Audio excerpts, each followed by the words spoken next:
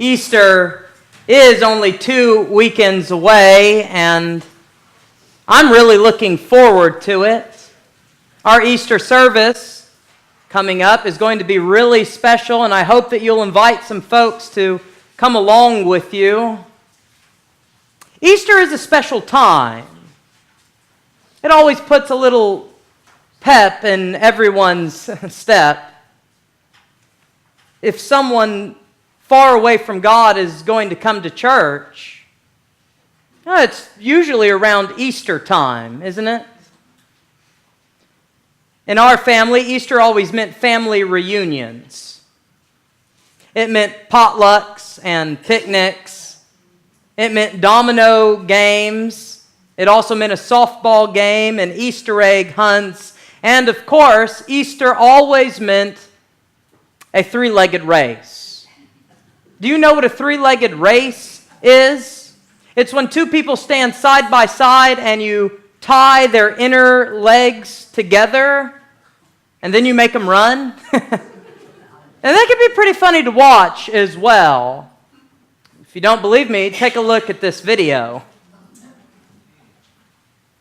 The greatest 3-legged race ever. And it surely is. 1, 2, here we go.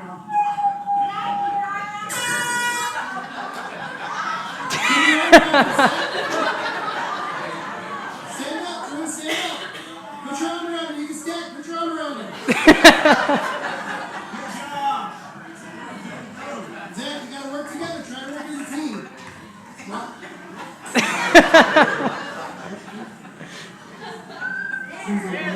Hey.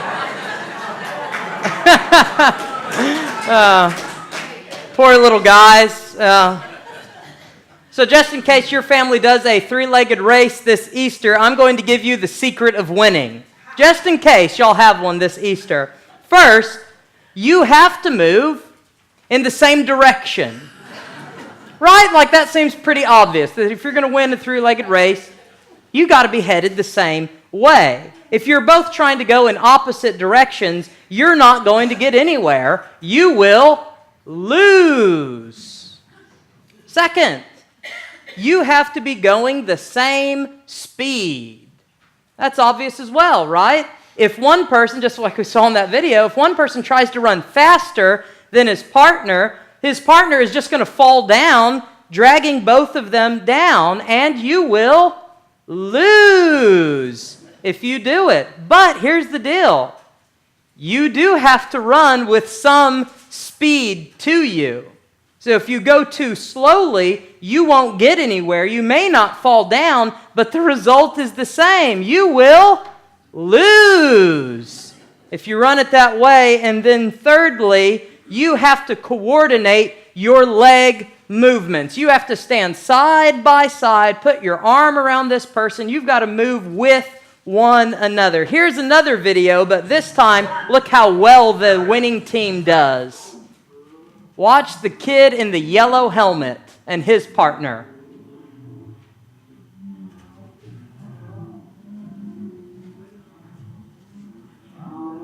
Look at that. Perfect. Seamless. Look at these other kids falling down.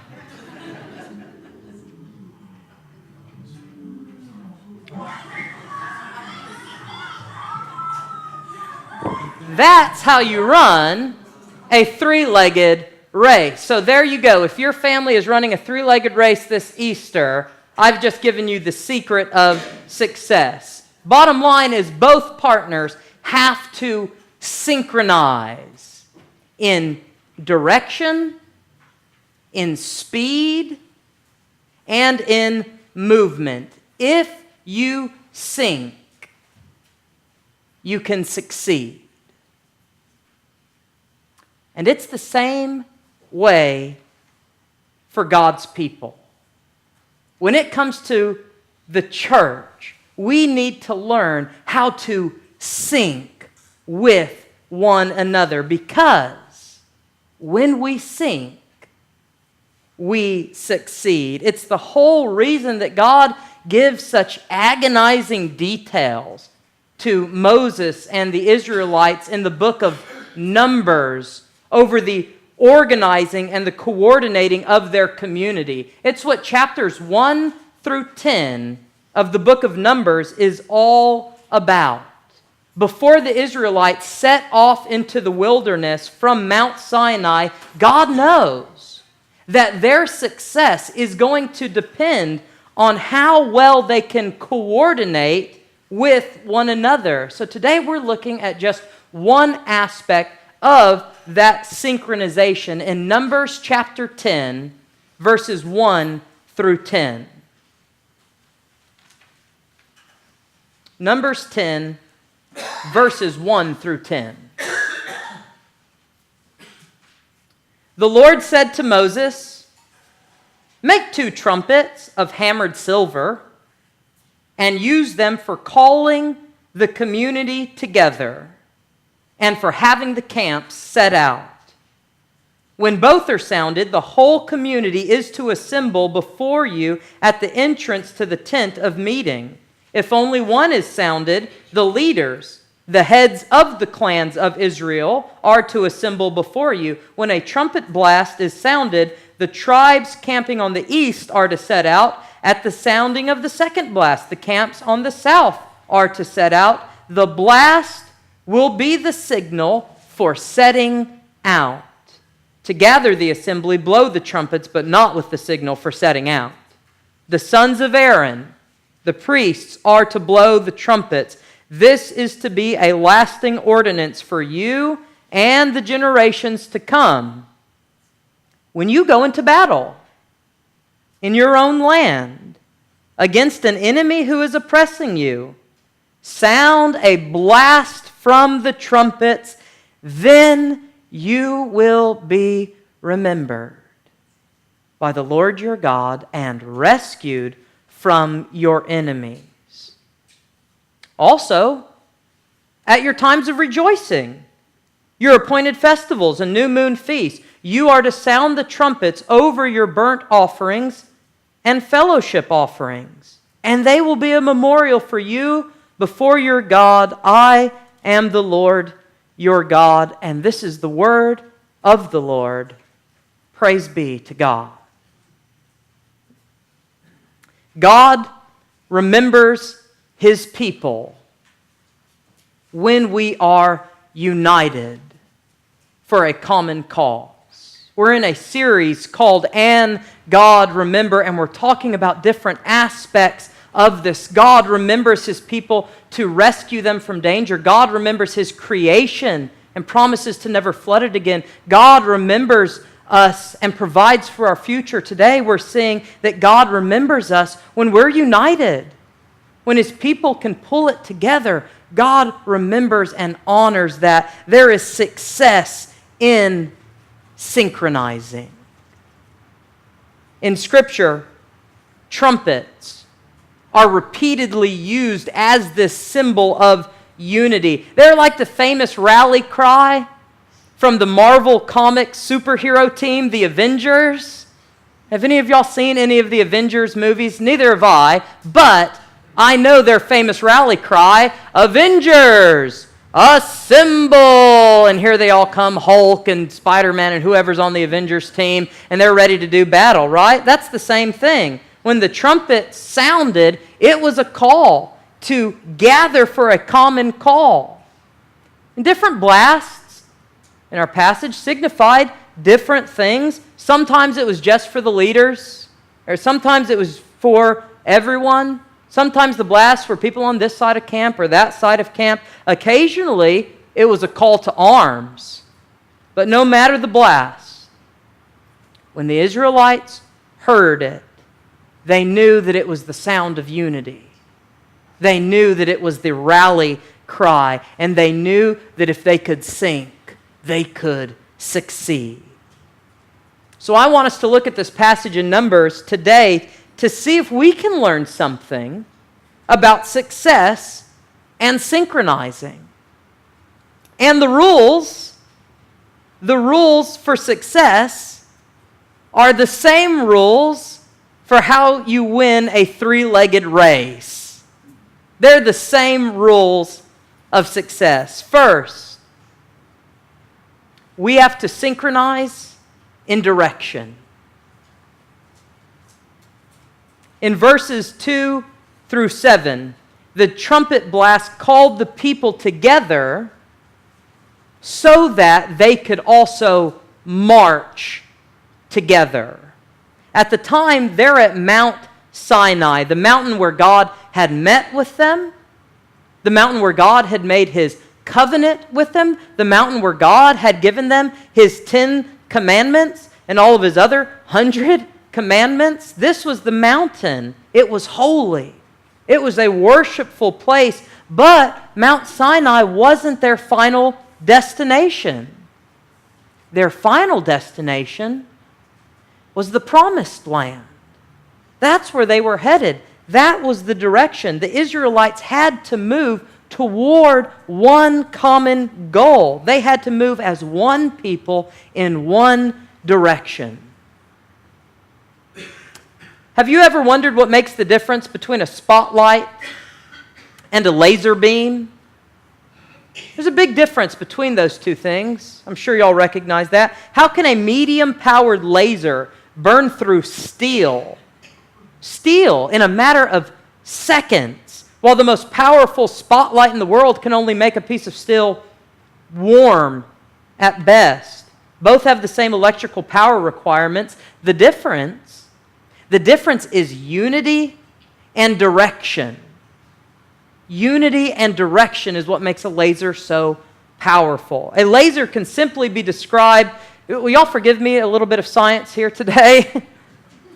A laser can simply be described as a medium of excited molecules with mirrors at each end. Some of the excited molecules naturally decay in a less excited state. In that decaying process, they release a photon, and a photon is just a particle of light. It is here that this unique process of a laser begins. The photon moves along and tickles, so to speak, another molecule, inviting another photon to join him on the same journey. And then the two photons tickle two more molecules, inviting two more photons to join the parade. And soon what you have is an army, a huge army of photons marching in the same direction with each other. And it's this unity and this direction that gives the laser its power. A spotlight. Well, a spotlight, on the other hand, may have just as many photons. This is so fascinating to me. It may have just as many photons, but each is going in its own independent way. It's like buckshot. It just scatters the photons out there. Sometimes they even bump into one another. And as a result, much of its power is wasted because it can't be focused on any useful work. The laser, however, that laser, because of its synchronized direction, is like an army in tight formation marching. And it's able to focus all its power on its objective. That's where we get the phrase laser focus. The church also needs to be laser focused. We need to be moving in the same direction because God remembers when His people are united. When we sing, we can succeed. Second, we have to synchronize in speed. Verse 9 says, when you go into battle in your own land against an enemy who is oppressing you, sound a blast on the trumpets. Then you will be remembered by the Lord your God and rescued from your enemies. I'm not exactly a fan of using military language when it comes to the church. It's not my favorite, but the Bible uses military language when it comes to the church, so I have to respect that. Occasionally, though, it really is useful language for describing who we are and what it is that we're supposed to do. But however, when we use military language about the church, I think it's helpful to remember what Paul says in Ephesians chapter 6, when he tells us to put on the armor of God. In Ephesians chapter 6, verse 12, Paul also says this, "For our struggle is not against flesh and blood, but against the rulers, against the authorities, against the powers of this dark world, and against the spiritual forces of evil in the heavenly realms." Our fight isn't against other people. It's not against flesh and blood. It's not against liberals or fundamentalists. It's not against Democrats or Republicans. It's not against baby boomers and millennials. That's not the battle. The battle is against a spiritual enemy. A spiritual enemy that wants to keep people from coming to know the peace and the love of Jesus Christ. It's against a spiritual enemy that wants to destroy people, not just for a few years on earth. No, a spiritual enemy that wants to destroy people for eternity. We have a real mission against a real enemy. We have a real battle taking place all around us in a spiritual realm. And God wants us to put on our armor and jump into that battle. People are dying and going to hell every day in our community. Every day. Which means we need to move pretty quickly. Like, not only do we need to move at the same speed, but that speed needs to be PDQ, pretty darn quick.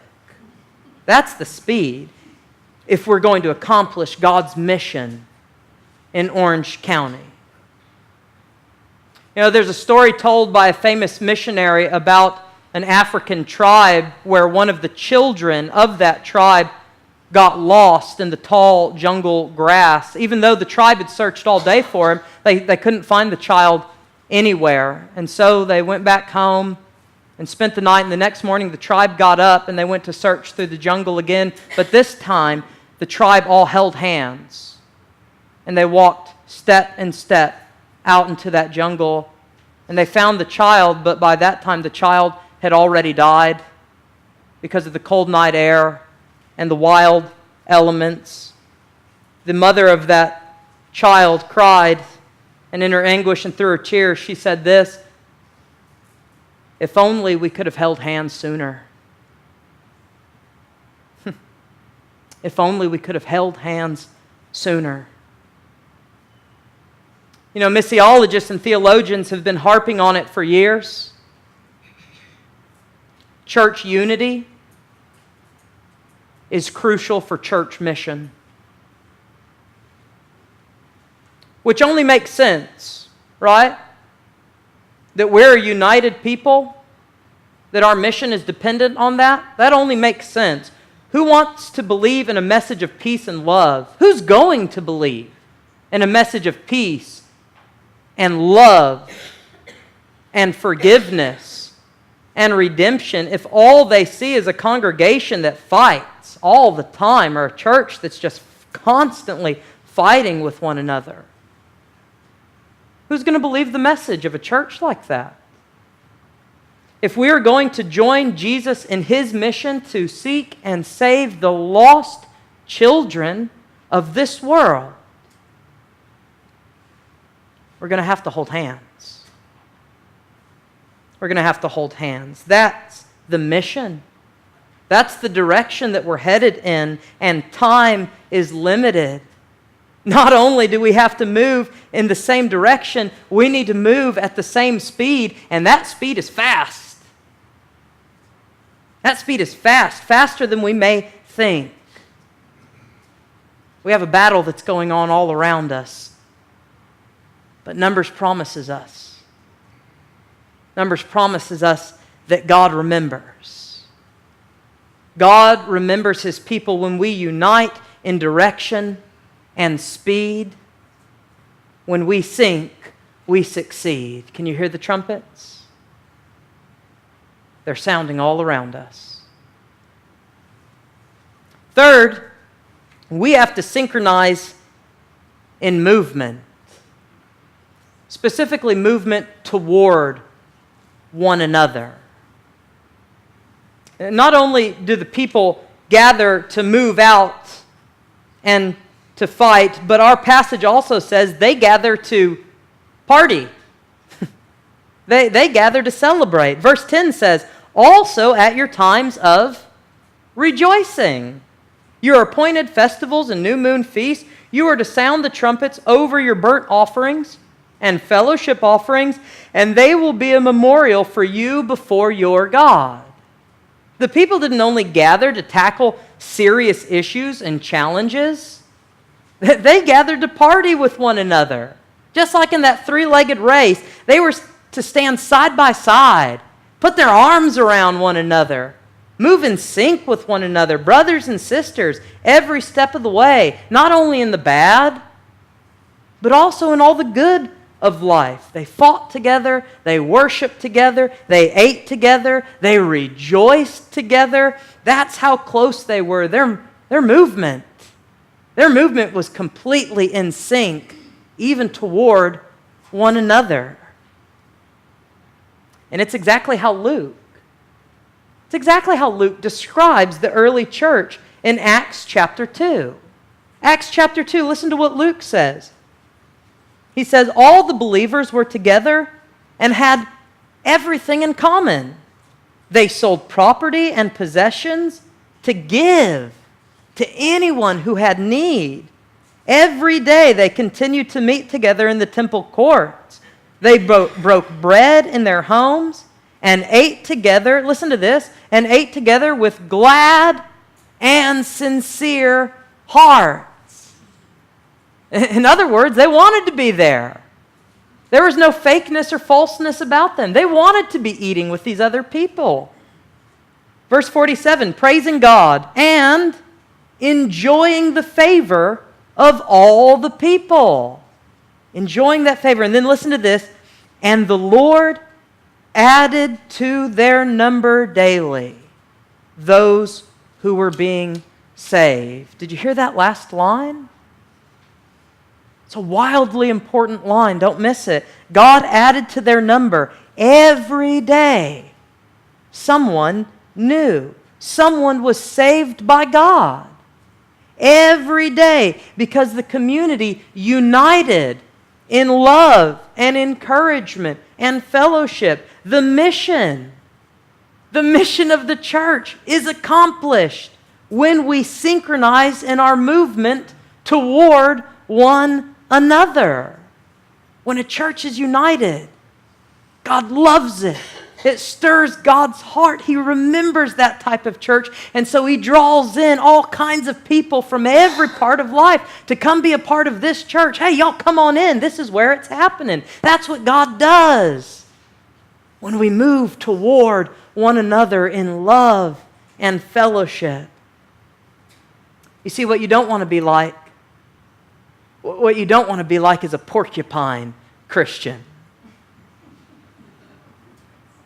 One winter, two porcupines found themselves trapped in a blizzard, and they tried to huddle together to keep warm, but because they were pricked by one another's quills, they kept moving apart. Soon they were shivering, and they had to once again try to lie close to one another for their own survival. They needed each other. You hear that? They needed each other, but they couldn't stop poking each other. Have you ever had that experience in church sometimes? Where you needed these other people, but they wouldn't stop poking you? There are too many porcupine Christians running around this world. There are too many. Every time someone tries to get close to them, they get pricked. You can't run a three-legged race. Not very well, anyway, with a porcupine. Instead of being a porcupine Christian, be a cheerleader Christian. Be a cheerleader Christian. I played on some rotten football teams in my life. I played on some really bad football teams. My senior year of high school, we had just moved to a new school, and it was a town that had not been to the playoffs in 12 years. And we were 5-5 that season, or something really pathetic like that. And the town just thought it was the greatest thing in the world that we were 5-5. We made the playoffs for the first time in 12 years. They threw a parade for us because they thought it was so good. But we were a lousy team. I kid you not, we were terrible. The first round of the playoffs, we got beat 60-something to 0 by the state champs that year. But have you ever noticed at a football game that no matter how terrible a team, those cheerleaders are still down there cheering like crazy? Win or lose, they're cheering. A team can be down 50-0, and a lot of the times I've played in some of those games where we were down that much, but those cheerleaders, they were on the sidelines shouting and cheering and yelling as if we're the best team in Texas. That's the kind of Christians we need. Now, I don't think we're losing. I don't think we're losing at all, but still, that's the type of Christians we need. You know who's a great example of this in our church? A lot of you are. But one person who really stands out to me is Marcel Adams. Right? Do y'all agree with that? Marcel Adams? Marcel Adams has saved our church unity in a few business meetings since I've been here. There have been a few church business meetings where it's starting to get a little heated and riled up, and Marcel has stood up to said something that just, whew, and that's the end. And a lot of the times after Marcel speaks, I'm like, I called a vote. What else needs to be said? Marcel's a great cheerleader for our church. But here's the thing about Marcel. Marcel doesn't agree with every single thing we're doing here at Trinity. And who does? Who agrees with every little single thing we're doing? We have new bulletins today. Some of you probably went, I don't like these bulletins. I like the old bulletins. You don't agree. You don't agree with every single thing we're doing, but here's the thing about Marcel. She gives us her support. And she cheers us on anyway, no matter where we're headed. Seriously, no matter where we're headed, I know. I absolutely know that Marcel is going to be right there with me, side by side, in sync, at every turn and corner. That's the type of Christian you want to run a three-legged race with. Marcel, I'll run a three-legged race with you this Easter.